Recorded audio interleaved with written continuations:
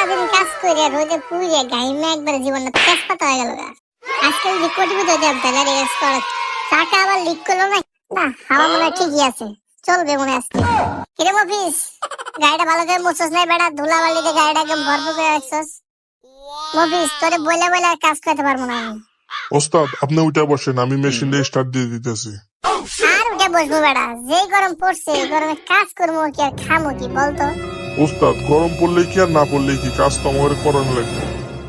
কথাটা তুই ঠিক কইছস, আসলে কাজ না করে আমরা করবোটা কি? আবহাওয়াটা দেখ না, চারদিকে মানে এমন আবহাওয়া পড়ছে রে ভাই, হর একটু জুত করে বসে। ওস্তাদ আপনি ক্লাসটা ধরেন, আমি মেশিনটা স্টার্ট দিতেছি।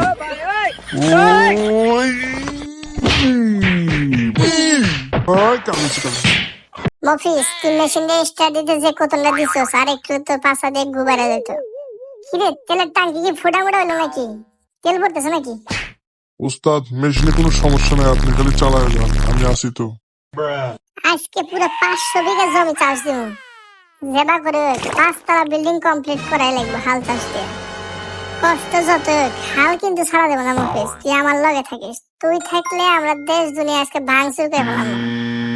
আমি এখন ট্রাক্টর চালাই মনের সুখেতে, এই দিক ওই দিক পোলা পাইনে উকি মারে রে। হ্যাঁ রে চাকা মনে লিক করছে রে।